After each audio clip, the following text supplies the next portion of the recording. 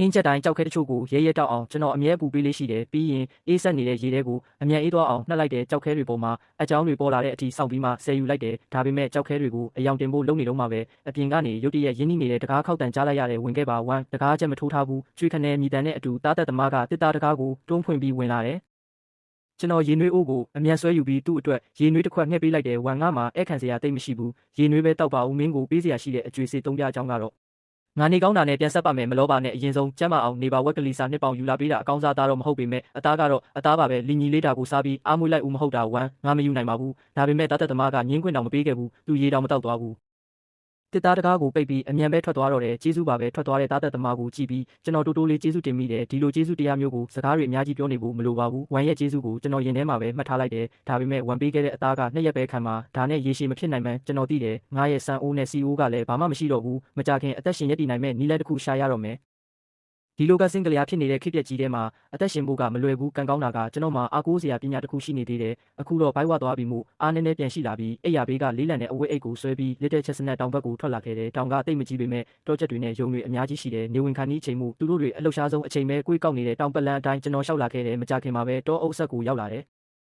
ပတ်ဝန်းကျင်ကိုတိတိကျကျသတိထားပြီးကြည့်နေမိတယ်မကြခင်မှာပဲကျွန်တော်မျက်လုံးတွေတောက်ပသွားတယ်ပေ30လောက်กว่าကခြုံပုတ်ထဲမှာမိခိုးညိုရောင်တောချက်တစ်ကောင်အစာကောက်နေတာကိုတွေးလိုက်ရတယ်တောချက်စီကိုသတိထားပြီးတိုးတိုးလေးကတ်သွားလိုက်တယ်ညာဘက်လက်ကတစ်စိခန့်ရှိတဲ့ကြောက်ခဲတစ်လုံးကိုထုတ်လိုက်တယ်3လမ်းလောက်တိုးပြီးတဲ့နောက်တောချက်က10လမ်းအကွာဝေးတဲ့ရောက်လာပြီးဝူးခနဲ့မြည်တန်နဲ့အတူဒုံကနေဖြစ်သွားတယ်ကြောက်ခဲကိုတင်းတင်းဆုပ်ပြီးလက်ကောက်ဝတ်နဲ့လက်ချောင်းတွေကိုခါထုတ်ပစ်လိုက်တယ်ကြောက်ခဲကလေထဲကိုပြန်တန်းသွားပြီးတောချက်ရဲ့လေပင်ကိုတဲတဲမှန်သွားတယ်တောချက်ကညီးတန်တဲတဲလေးတစ်ချက်ပဲပြုနိုင်ပြီးမြေပြင်ပေါ်ကိုလဲကျတေဆုံးသွားတော့တယ်ရပြီကျွန်တော်ရင်ခုန်စိတ်လှုပ်ရှားစွာနဲ့ပြေးသွားပြီးတောချက်ကိုကောက်ကင်ကအလေးချိန်ကိုချိန်ကြည့်လိုက်တယ်ကျွန်တော်မျက်စိရှိမှစာသားတချို့ပေါ်လာတယ်ပြန်လွှားကြောက်ခဲပညာပထမဆုံးမြင်တွေ့ခြင်းတိုးတက်မှု18တသမအရာခိုင်နှုန်းအရေးသွေးအနှဲငယ်တိုးတက်လာသည်10လမ်းတွင်းကငြိမ်နေတဲ့ပြစ်မှတ်တွေကို10ကြိမ်မှ9ကြိမ်ထိမှန်တဲ့လှုပ်ရှားနေတဲ့ပြစ်မှတ်တွေကိုတော့10ကြိမ်မှ1ကြိမ်ဒါမှမဟုတ်2ကြိမ်ပဲထိတယ်စွမ်းဆောင်ရည်ပြကွက်ကထပ်ပြီးတိုးတက်လာပြီးကျွန်တော်ကျေနပ်မိပေမဲ့ဆက်ပြီးမလေ့ကျင့်သေးပဲအောင့်ထားလိုက်တယ်နောက်ထပ်လေ့ကျင့်မှုတွေလုပ်ရအောင်မယ်တောကျက်ဥတွေလည်းရှိနိုင်သေးတယ်တေချာတာပေါ့မကြခင်မှာပဲမြင်မာတဲ့ခြုံပုတ်တစ်ခုအောက်မှာအတိုက်တစ်ခုကိုတွေးလိုက်ရတယ်တောကျက်ဥရှစ်လုံးတည်သက်စွာရှိနေတယ်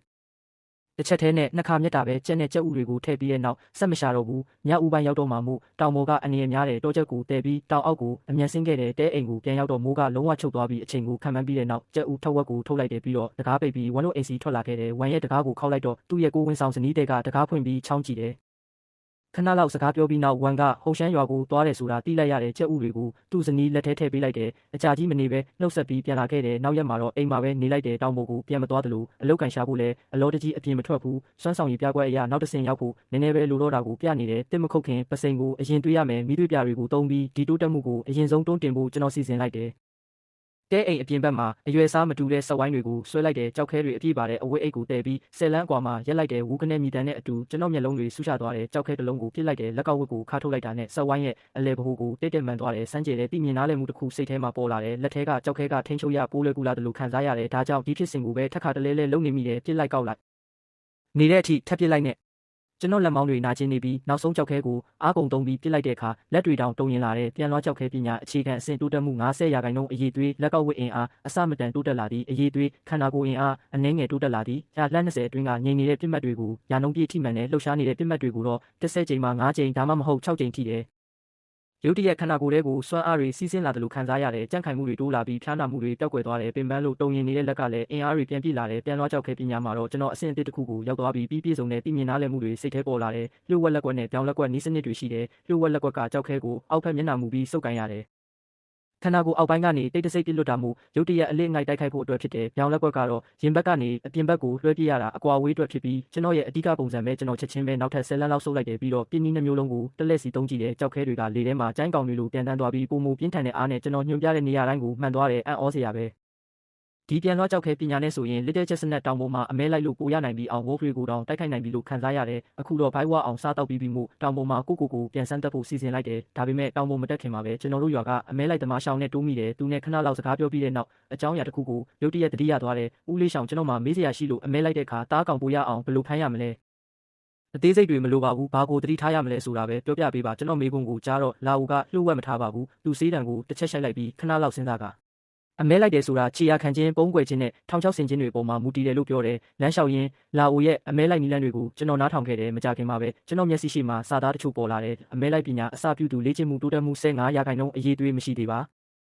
ကျွန်တော်ထင်ထားတဲ့အတိုင်းပဲဒီစွမ်းဆောင်ရည်ပြက်ကွက်ကအစပြိုးပေးမဲ့အရာတစ်ခုလိုအပ်တယ်မကြခင်မှာပဲကျွန်တော်တို့နှစ်ယောက်လုံးတောင်ပေါ်ကိုရောက်သွားပြီးလာဦးနဲ့ကျွန်တော်လမ်းခွဲလိုက်တယ်အမဲလိုက်ပညာကိုပွင့်သွားပြီးတဲ့နောက်တားရဲတွေရဲ့ခြေရာကိုဖက်ရတာပိုပြီးဆူးရှလာတယ်ပြန်လွှတ်ကြောက်ခဲပညာနဲ့အမဲလိုက်ပညာနှစ်ခုလုံးရဲ့အကူအညီကြောင့်မကြခင်မှာပဲတောအုပ်ထဲကနေယုံသုံးကောင်တောချက်တစ်ကောင်နဲ့တောဟင်းသီးဟင်းရွက်တွေယူပြီးပြန်ထွက်လာနိုင်ခဲ့တယ်ကင်းစီရွာမှာတော့တောကောင်တွေကိုရောင်းဖို့ဈေးမရှိဘူးဒါတွေကိုရောင်းချင်ရင်ရန်ချံအပြင်ဘက်ကလွတ်လပ်တဲ့ဈေးကိုသွားရမယ်နိုင်ဝက်ကြပြီးနောက်လူစီကားနေတဲ့ဈေးရှိမှာကျွန်တော်ရက်လိုက်တယ်ပြီးတော့တောကောင်ဝယ်တဲ့ဆိုင်စီကိုတန်းတန်းမတ်မတ်သွားလိုက်တယ်ဆိုင်ရှင်ကျန်းဒါတွေကိုကြည့်ပေးပါဦးချိန်တွေပြီးဈေးနှုန်းလေးပြောပေးပါကျွန်တော်ယုံတွေနဲ့တောချက်ကိုသူ့ကောင်တာပေါ်တင်လိုက်တယ်အလေးချိန်ချိန်ပြီးတဲ့နောက်ကျန်းကသူ့ရဲ့ပေတီးကိုကျွမ်းကျင်စွာတောက်လိုက်တယ်ပြီးတော့ပြုံးပြီးကျွန်တော်ကိုပြောတယ်အကျွေးစေး900တစ်ဆက်ပေးမယ်ဘလို့လဲအဆင်ပြေပါတယ်ကျေးဇူးပါကျန်းတန်မှုကိုကျွန်တော်သိပါတယ်ဒါကကျွန်တော်ခံမှန်းထားတဲ့အတိုင်းပါပဲဆိုင်ရှင်ကတကယ်ကိုမျှတပါတယ်ပတ်စံယူပြီးနောက်ကျွန်တော်ထွက်လာခဲ့တယ်ဈေးမှာနေ့စဉ်သုံးပစ္စည်းတချို့ဝယ်လိုက်တယ်ပြီးတော့ရွာစီကိုတန်းတန်းမတ်မတ်ပြန်ခဲ့တယ်